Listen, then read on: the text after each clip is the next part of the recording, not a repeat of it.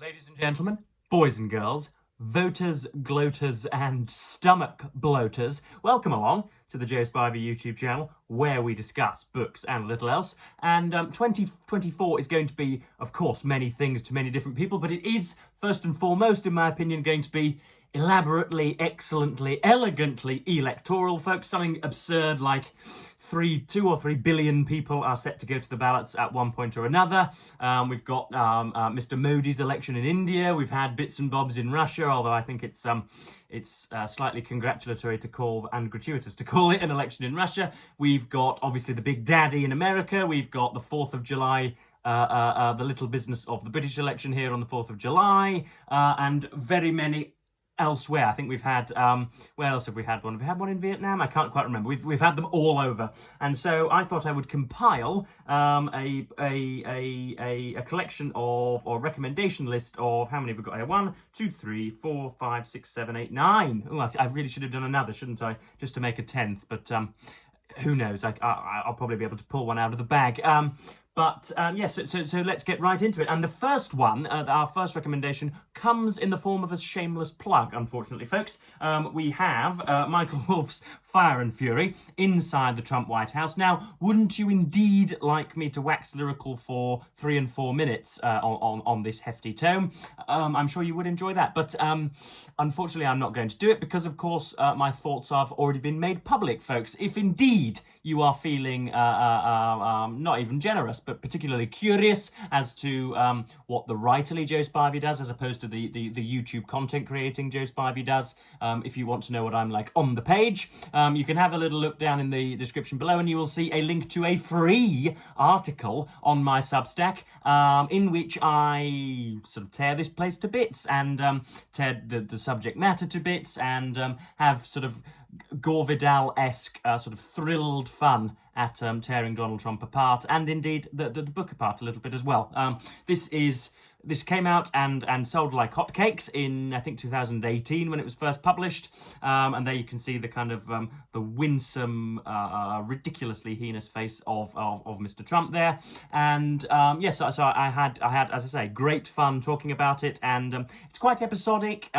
It's got a vibrant cast of characters in there. We've got the Kushners and the Priebus's and the Bannons, and Don Jr. and Eric, and goodness knows who else. We've got Rupert Murdoch in here, and heaven forbid some Russian instigators in Trump Tower. All of that menagerie, and it's reasonably well. I mean, it's not typically well written, but it sort of expresses an authorial zeal, which only seemingly Donald Trump's White House can inspire.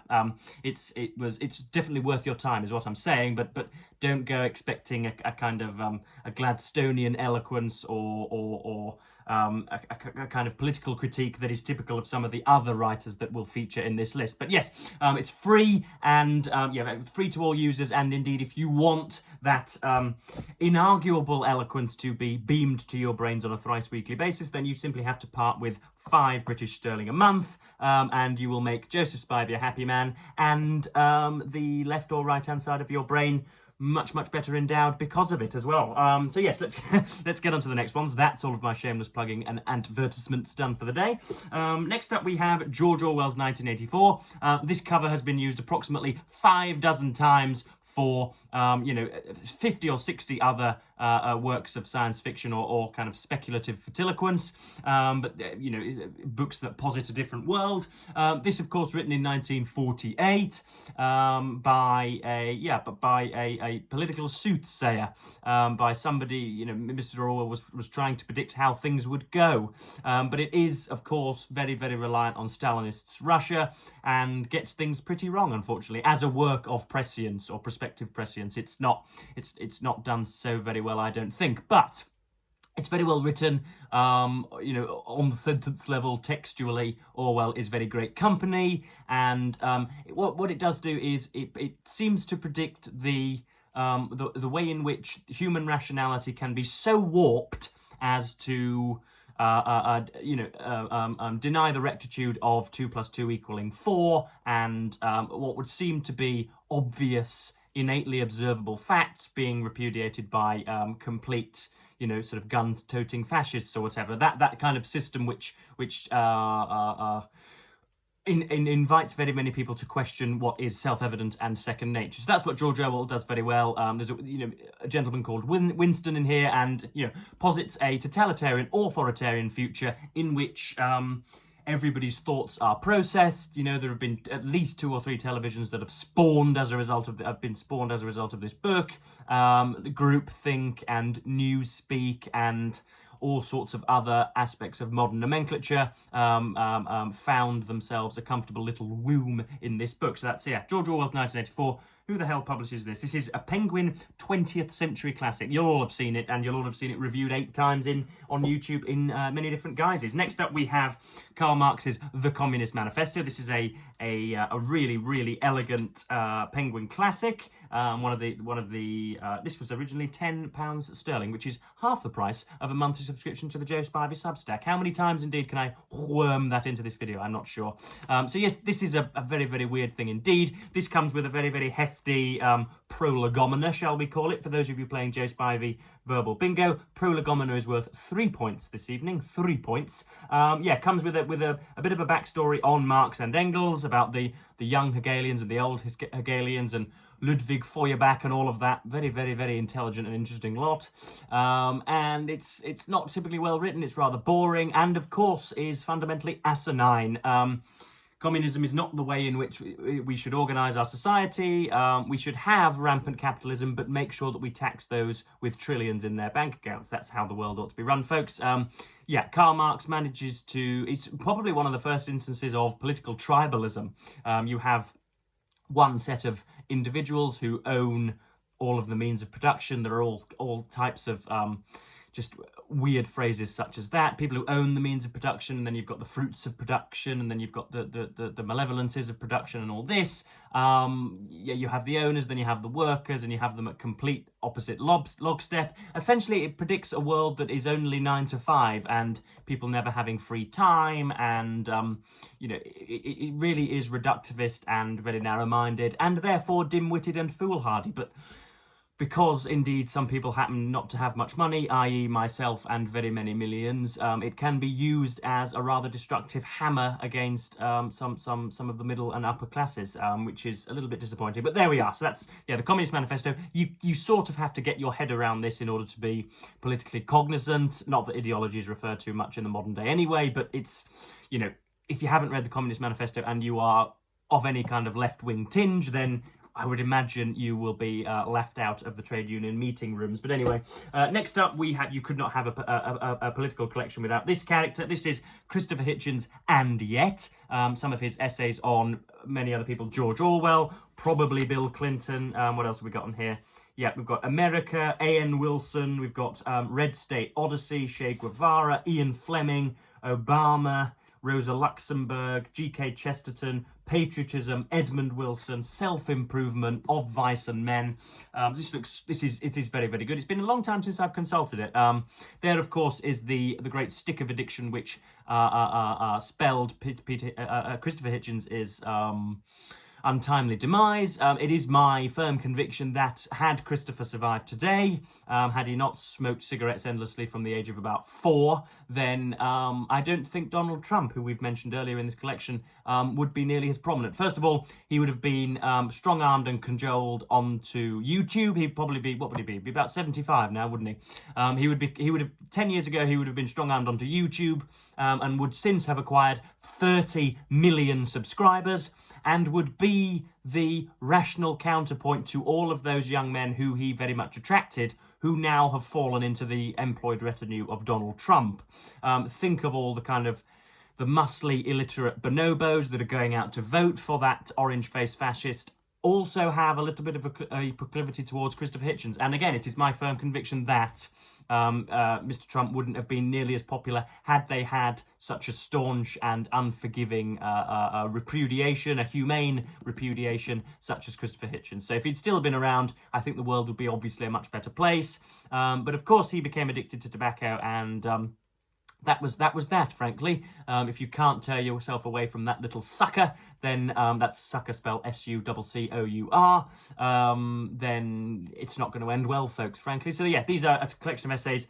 He, of course, has that almost that literary euphonic tendency to his writings. It's not just somebody sort of hammering out a message. You sense that you're in the company of somebody who really does cherish the English language and is an artful wordsmith. So that's definitely something that will be to your liking. There are many front covers. There is the balding Christopher there, trying to hold on to both his youth and his hair, clearly.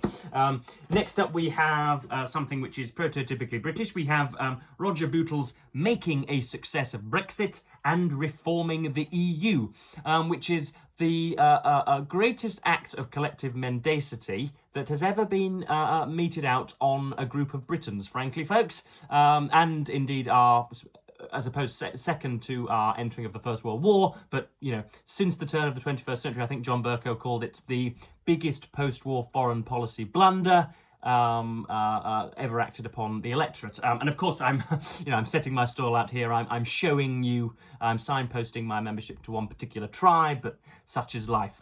Yeah, this is obviously really rather nebulous and really rather highfalutin and high-minded, and doesn't drill down into much of the details indeed. But is nonetheless something that you need to get your head around if you are indeed a voting Briton in our culture. I know very many of you find, obviously my demographers tell me that very many of you reside in America and find our departure, our globally laughable departure from the European Union, something of a quandary or something of a mystery. And don't worry, folks, it's pretty mysterious to us residing here also.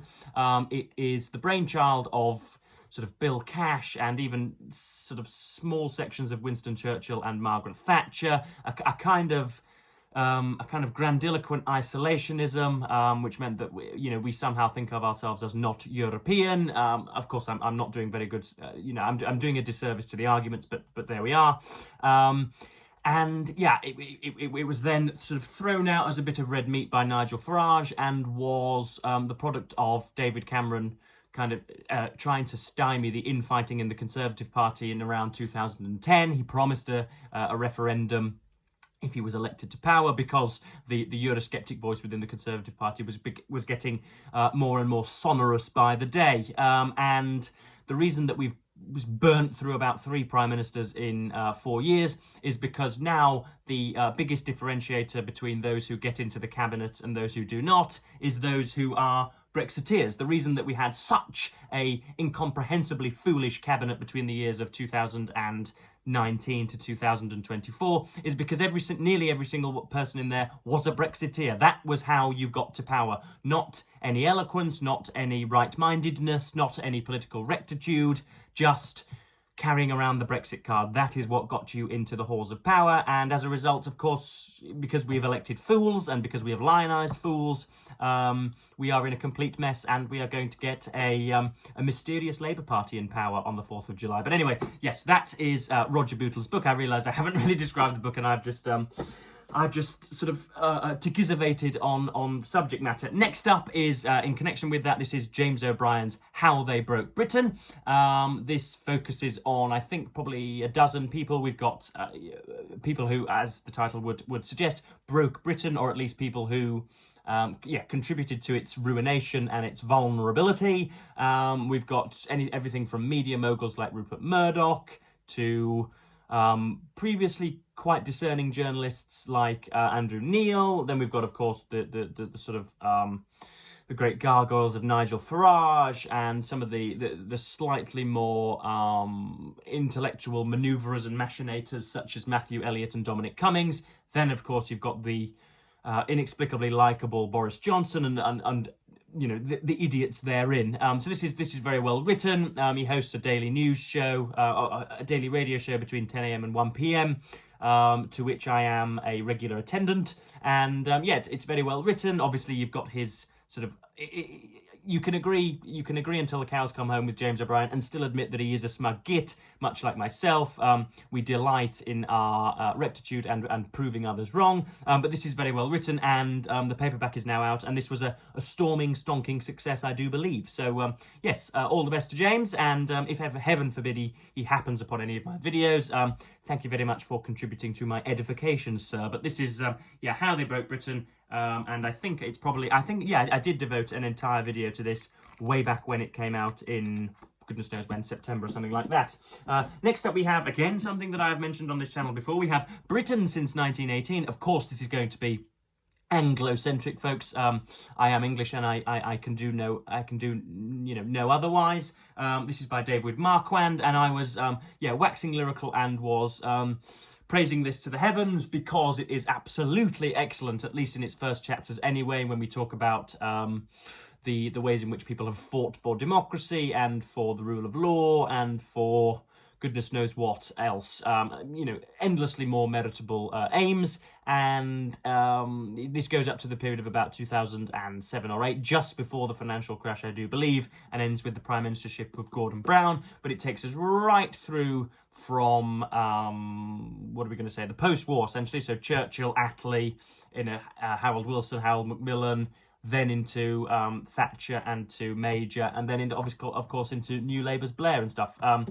So yeah, this is really very good. It's a bit garrulous at times. It gets a little dull at the end, a little bit striated. It's sort of juddering under his academic pressure. Marquand died, I think, but 9 months ago. So our most sincere condolences. But yes, this is very good, and will acquaint you like nothing else to British politics. It's really, really nice indeed. Next up, we have a rare appearance of fiction here, as an Amazon Prime van pulls up and threatens to disturb the seamlessness of this video. He indeed is looking at me right now, possibly thinking about scrutinising me, certainly. Anyway, we have Anthony Trollope's The Way We Live Now, which is a really, really uncharacteristically pungent book from Mr. Trollope. This is an 800 words thing. Again, something that I've dedicated some time to and a video to on this channel. It is the site of the most sort of scathing criticism from Trollope. He went to America and returned and found that the way people live now was contrary to how he saw fit and to how things were before he left.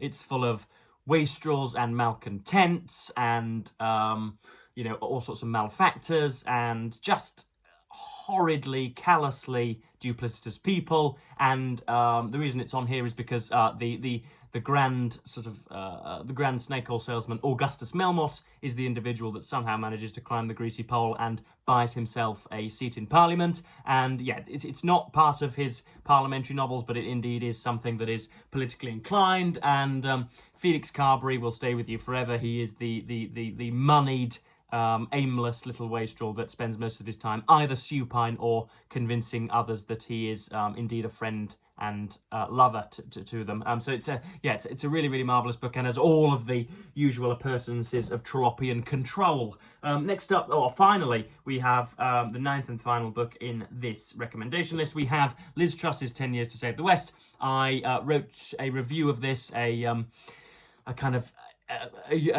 characteristically damning review of this for Open Letters Review, which you can go and view now for the it's a US literary journal for whom I am very, very privileged to write. And this is just mendacity after mendacity. It is mendacity squared, folks. Liz Truss was obviously somebody who was defenestrated after concocting the most financially ruinous mini budget that has ever been released in Parliament and announced. Kwasi Kwarteng, her Chancellor of the Exchequer, has since sort of rode back on all of the promises that he made, and has even done as good a job of demonising the budget as any left-wing accountant would do as well. But Liz Truss refuses to accept that she was wrong. She is now, in public, whilst going on a book tour, promoting this damn screed.